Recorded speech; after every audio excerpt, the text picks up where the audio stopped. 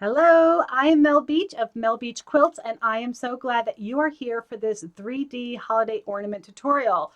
I had so much fun making these ornaments that just spin and twist, and I knew you'd enjoy making them as well. So that's why I have this tutorial. I've also put together a free downloadable packet that has the instructions, the materials, and the templates in 4 different colorways. You can get that on my website, melbeachquilts.com. So let's jump into how easy peasy these come together using the templates and the instructions. I can't wait to see the ornaments that you and your family create for this holiday season. So here is the block that sent me down this pathway. Once it was carved, I had so much fun printing it in different inks, including my Color ombre ink pads, including fruitcake. I tried a variety of different papers, book papers, it's beautiful, painted paper. I even tried some metallic paper. It's a little harder to see. And since I was having so much fun making these, I thought you too would enjoy that. So that's why I scaled them down. I printed them, scanned them, so you can also create your own ornaments. If you are a block printer, you are welcome to use the templates to carve your own stamp. This way you can print it on your favorite papers, your favorite inks. If you're not a block printer, I got you covered. I've scanned them, repeated them, so you can cut and play following the next few steps that I'll share. Okay, so let's start with the supplies that you'll need to assemble your 3D holiday ornaments. They are all outlined over here on the instructions sheet. But I figured it'd be helpful to show you what I'm using. You will need some glue. My go-to is this Reptile Craft adhesive. It's super strong and sets pretty quickly. I put into a fine tip applicator, making it easy to apply to these smaller ornament shapes. But truly any glue will work, and that includes a good old glue stick and school glue. You'll need a pair of scissors for cutting paper and thread, so have those handy. And the last thing is thread, and I am using Wonderfil's Dazzle. These have a little bit of metallic shimmer in them, adding a nice festive spirit to my ornaments. We're going to cut this into about 12-inch lengths, which I have over here already. And then the rest is truly optional. You may find having a bone folder will help you get nice crisp folds, a pair of tweezers for holding the ornament when you are applying glue to keep your fingers relatively unglued. And then the other options are markers, pens, glitter for embellishing your ornaments. Totally optional, but maybe adding a festive spirit.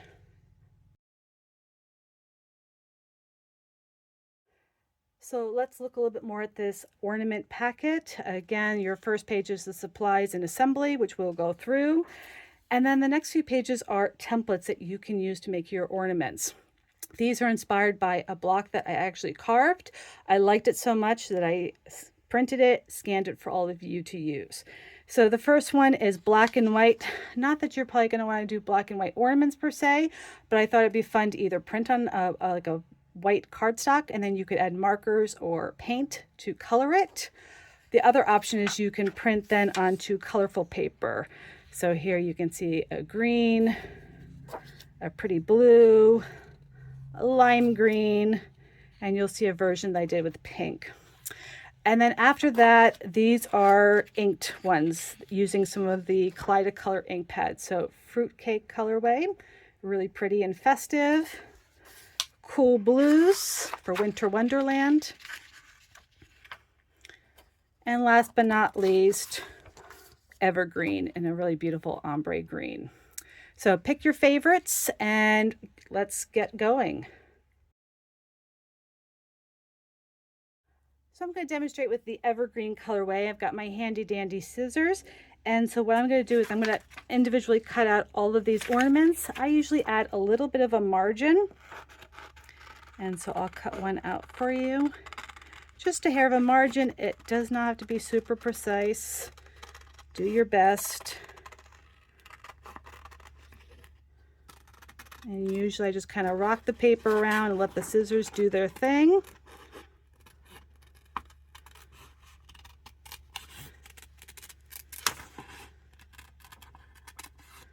There you go. I've got one cut out. And now I'm going to finish cutting out the other 7. I find it easier to rough cut around the ornaments.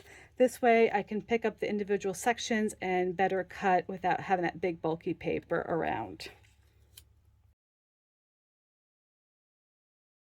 Okay, here are all my ornaments all individually cut out. The next step, we are going to fold them in half vertically. And so that's why I have my bone folder nearby to help out with the process for me, but it is not required.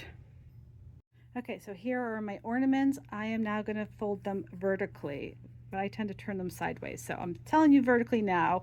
I've got my trusty bone folder nearby. And so what I do is I fold it pretty sides together, and I do my best to line up the curved edge and just give it a light finger press, and then I like to go back with my bone folder and get that done. So there we go. And I'm going to do all 8 of these. Just keep lining up the curved edges, pretty sides together, do my best, and then crease with the bone folder. And continue until you have all 8 of them folded. Okay, I have all 8 units folded in half vertically, pretty sides together. I've got my handy dandy glue and optional tweezers. So let me show you how I glue these together. So I will start with the first ornament. And so what I do is I will put a little bit of glue around the perimeter. That's why I like these fine tip applicators. It just makes it really easy. Not too much, especially around that curved edge, because I don't want it to leach over along the edges. I'm going to take my next one that's already folded, and I'm going to do my best to stack it up on top, line up the flat edge and all the curved edges, and just check to make sure I can still open up that first one, that the glue didn't kind of leach out onto it. And then I'm going to keep repeating. So let's get our glue applied to our next unit.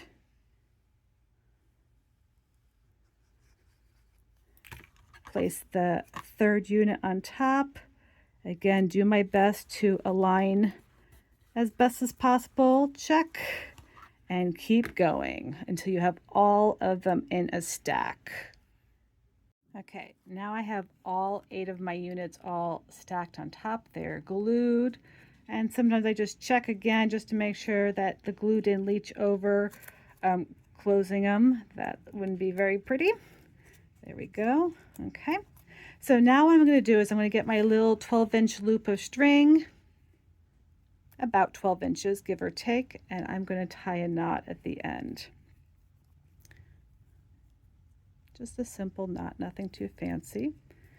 And I like to have at least a ½ inch beyond. This is probably a little too long, so I'm just going to trim it up a little, get rid of that. Okay, there we go. So have that nearby, have your handy glue, your tweezers. And so for this last one, I am going to apply a little bit of glue at the top, just about an inch or so down, close to that straight edge. And I'm going to put that knotted glue, and I put the knot down a little ways. Try to bury it. And again, it's pretty close to the seam line, hopefully, or the straight edge. So hopefully you can see that. And the loop is at the end. Now I'm going to apply glue just like we've been doing for all of these other ones around the perimeter. I'm going to get on top of that string, so lock it in. And now what I'm going to do is I'm going to pull up that bottommost ornament and place it and align up these edges with the glued edge. Best as I can. Give it a nice press, especially where that knot is. And I kind of pull the string towards the center. Not too hard, just give it a little tug so it's coming out towards the center. And once I have that, now I can open up all my folds and try to get them equidistant around that central loop. And if there's a little bit of glue, get that off now. And just keep working your way around, manipulating it, opening things up as you need, and almost there. And then you can just leave this out to dry, Let that glue set and hang it up to add a festive decor to your holidays. Thanks for joining me for this tutorial. I wanted to give you some lasting inspiration for the holidays. So I hope you will try these. Here I added some glitter along the edges. They have some wonderful products. Rangers make stickles. It has a fine tip applicator. The glue's already in there. And so you can paint the edges to add a little extra sparkle factor. Certainly markers, paints, all of that good stuff. Once you understand the structure, you can use other designs. So here's another block printed design to form a heart. Same repeats. So I'd love to see what you create. I hope that you will try this with your family and friends. Maybe bring a stack of the templates to your next holiday gathering and let folks make it. I think it's really kid friendly. You can help them with the more challenging steps, but I'd love to see what you create. So please tag me on Instagram at Melt Beach Quilts. I love to see what you and your family create for this holiday season. Thank you, and a happy and joyous holidays to you and your loved ones.